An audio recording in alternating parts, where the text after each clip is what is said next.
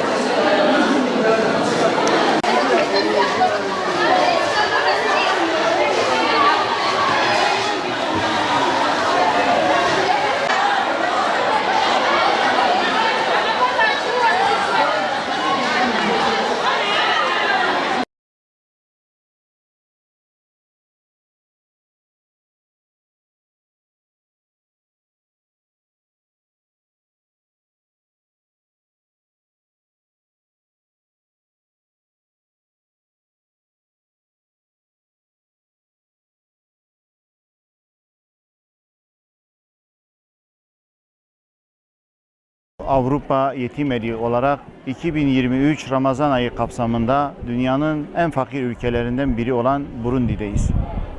Burundi, yokluk, sefalet, açlıkla beraber getirdiği sel felaketinin de üstüne eklenerek bir daha acıları katlandı.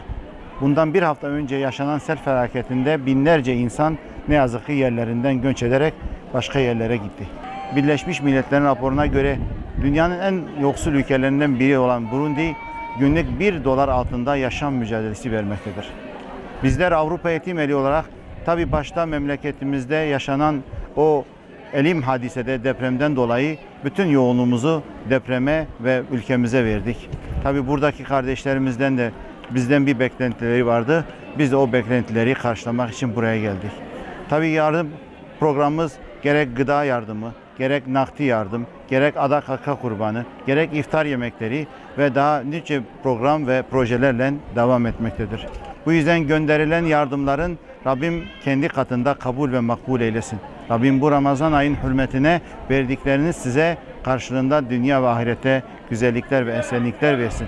Bizler Avrupa Yetim Evi olarak sadece burada değil, dünyanın en ücra köşesine giderek mazlumların umut olmaya devam edeceğiz.